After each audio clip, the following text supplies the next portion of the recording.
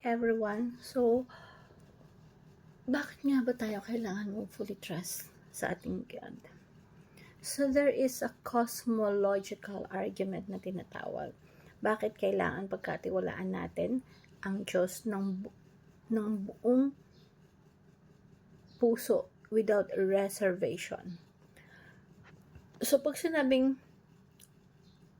cosmological argument, an area or an argument for the existence of God's based on the observation that since every known thing in the universe has cause, the universe itself must also have cause. When can only be God. So, maraming mga pagpapatunay na mayroong Diyos. Yung universe may pinagmulan. Bakit importante sa atin na may pananampalataya sa Diyos? Once you believe in God, you will give all your life to Him. Argument for the existence of God. The universe began to exist. So, sabi nga sa Genesis, in the beginning, God created the universe, the heavens and the earth. God exists outside space, time, and matter. So all things work together with God. God is the source of all existence. So visible man yan or non-visible, lahat ng bagay nakadepende sa Diyos. God is all-powerful, eternal God. Ang Diyos ang pinakamakapangyarihan sa lahat. And He caused everything to exist. All things depend on Him. That is the reasons why we need to trust Him. He can stop everything that He wants. He can start everything that He wants. He can cause everything that He wants.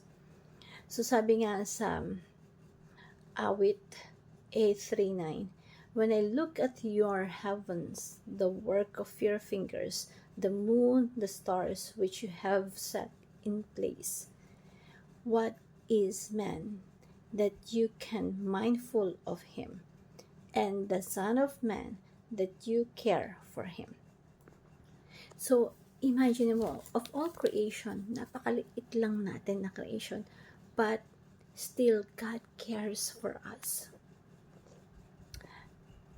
All creations are there, but yet God focus on us. Ang Diyos may sariling timing. Minsan nakagawa tayo ng kasalanan kasi pinapangunahan natin yung timing ni God. Hindi natin pwedeng pangunahan ang Diyos. May tamang timing ang Diyos sa lahat ng bagay. We have to wait for God's perfect timing. And every time that we have prayer or request, we have to present our request to God because He is there. He is listening and He caused everything to happen. Do not be anxious about anything because God is with you. You have to present what you request to God. Ilatag mo yung sitwasyon mo sa buhay sa Kanya. Kasi nandan siya, nakikinig siya, and He will cause whatever you want it to be. Trust God with all your heart. We have to put our faith in God. And the Word of God became flesh. Kailangan pagkatiwalaan natin ang Diyos. The Word became flesh. Pag sinabi niya, gagawin niya. Nothing more dangerous of faith. Because when you trust God, He will make things happen. And why we should trust God without reservation? You have to give on your mind. Why? Because He is the creator of all things. Everything that exists is in His timing, in His outside creation. So si God walang time, present, future, because God created everything.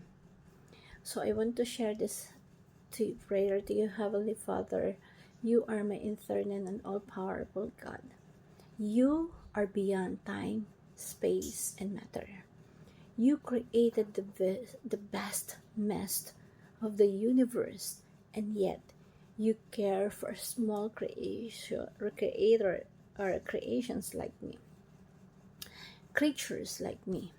Thank you for being the source of all life and for holding everything in your hands. Help me to trust your perfect timing even when I don't understand. Teach me to bring my needs before you with confidence, knowing that you hear me. Strengthen my heart to wait patiently and to trust you fully. Fill me with peace, knowing that you are in control. I surrender my worries and plans to you. And I pray in Jesus' name, even my loved ones, I surrender everything to you. Everything that happens to me, Lord. Everything that the situations that I have, Lord, I surrender it to you. And I pray in Jesus' name, amen.